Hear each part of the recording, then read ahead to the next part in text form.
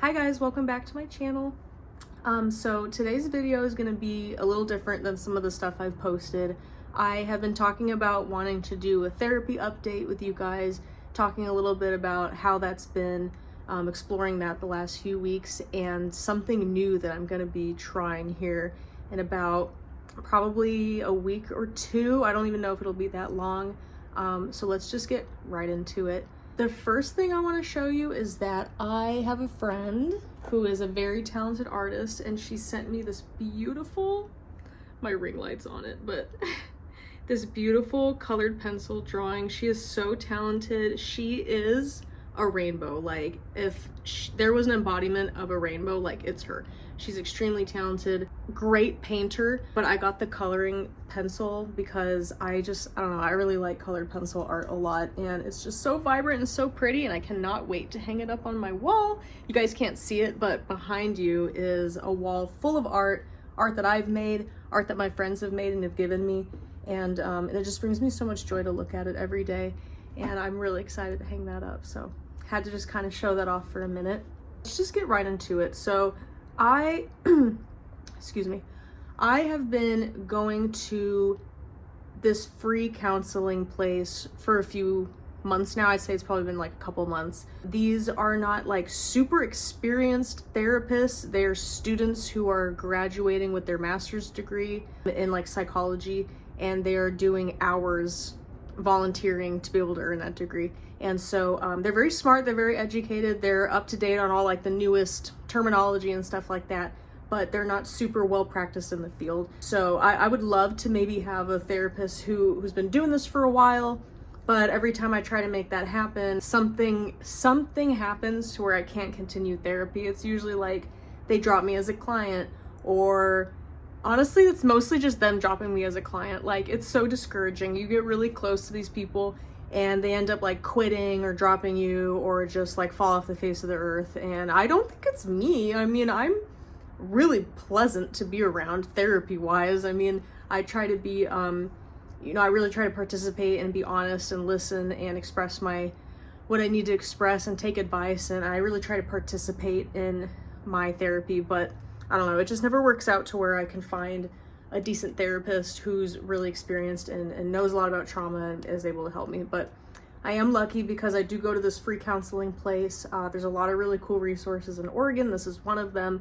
And my therapist is really sweet. She is extremely understanding. She's empathetic. She, listens to my rants and she responds to me very well. I think it's been a really good process so far. I started therapy because with the trauma of child SA, it's really affected my entire life, and I've never healed from it fully. It really feels like it was just yesterday that it all happened, and that happened when I was like 13, 14, and I'm gonna be 32 in about a month. So I feel like no time has passed. I still feel extremely stuck in my trauma. I'm extremely sensitive. I feel raw still. I have a lot of frustration and anger and just resentment towards my parents, the rest of my family, people in high school and how they treated me when they found out that I was going through this, my teachers, counselors, mentors who should have protected me, or at least should have noticed signs and asked but didn't. But something that I've worked through the last few months is that I have to forgive myself. I have worked so hard on trying to forgive everybody else, despite the fact that I'm still angry and I don't agree with it, and I don't think it was okay, and I don't think it was right, and I think it's fucked up. But I've learned to try and forgive because I have to take them off the pedestal that I have them on, where I think they could have saved me, they should have done this, they should have done that. They're fucked up. They're fucked up people. I can't expect fucked up people to do what's right. And I've accepted that. And that's my way of forgiving, is by saying, look, you were not in a position to be able to be a mother, be a parent, be anything to me. And that's why you failed. And for that, I let it go, because the expectation that you should have done something is now gone. I don't have that expectation anymore. My self-worth, when it comes to having, to understand and live with the fact that your family members don't care enough to check up on you or to help you or to do any of those things that I really needed during that time. I've had to move on from that too, because I just expect the world to save me. I expected someone to come in and save me, and none of those things happened. And so a lot of the weeks of therapy that I've been attending have been focusing on acceptance and understanding that, you know, when you're healing from trauma, especially something that's really severe like that, it's almost like a loop-de-loop. Like, you feel like you get better and then you get worse again. You get better, you get worse again. Like, sometimes I'm ready to forgive, I'm ready to move on. I thank God for my life. I like myself, and then it comes crashing down, and I don't know how I can go on, and I feel like I'm worthless, and I feel like my life's been ruined over this, and that I'm never gonna be the same. I'm never. And it's just like a really horrible mental battle that I face all the time. But because of therapy, I've learned to accept that it is gonna be kind of like that. It's not like this perfect linear recovery where I'm so happy and I'm so grateful, and every single day is easy, and every single day is, you know, it's not going to be like that, and I accept that. But I've really been trying to focus on forgiving myself, because I think with a lot of victims, especially victims of SA, we blame ourselves because of the way we reacted, what we did or didn't do.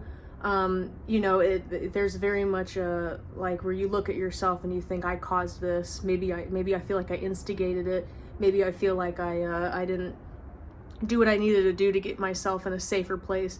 And especially when you're a child and that happens to you, my brain wasn't developed enough to think logically and think I need to protect myself. None of that was happening. I was completely terrified. I was just trying to live day to day and survive day to day in a household where people were abusive, unpredictable, addicts, just like you name it, you know what I mean? So I was just trying to be a kid. And I had to forgive myself for that. And again, it's like a loop-de-loop. Some days I'm like, hey, I did what I could. And some days I'm like, you know, if only I'd done this or that, maybe my life wouldn't be so horrible. Maybe it's my fault, blah, blah, blah, blah, blah. So whatever. That's been a really hard struggle, because it is a mental battle. I feel like I'm fighting with myself constantly to get to a mental state where I can just like function and have that acceptance. And I say the word acceptance a lot because I don't approve of it, and I don't think it's okay, and I don't like it, but it happened, and I have to wrap my head around the fact that it had happened. There's no changing it. Regret is not going to change anything. Anger is not going to change anything, and I still have a life to live. And I still have people who love me and want to be a part of my life, and I cannot let the bullshit that happened years ago slow my life down anymore. And when I was young, like in my early 20s, you couldn't have told me that. That would have insulted the shit out of me if you told me I just need to move on. That would have felt like you were excusing their behavior. But I'm at a point now where I just care about me. It sounds selfish. I just care about me. I want to be happy, and I want to move past this and leave it behind, because I have a life to live, not because they deserve it, but because I deserve it. So the big news is that I looked into this program online. It's called Joyous, and they offer ketamine therapy. Now, I've never done ketamine therapy. I've seen people who get like ketamine infusions, and it's usually a very intense, like emotional thing you go through, where like, you know, they put that stuff into you intravenously, and it affects you very strongly. And some people react well and some people don't. But with this, instead of it being intravenous, they're in tiny like little lozenges called troches, and you take them in like micro doses.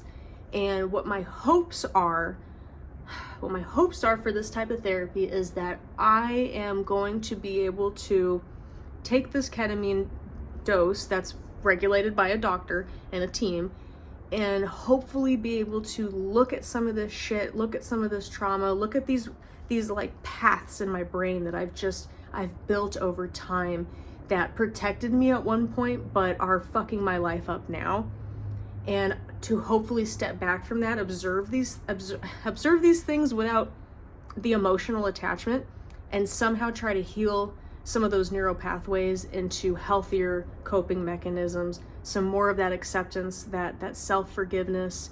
Because what ketamine does is it helps with neuroplasticity.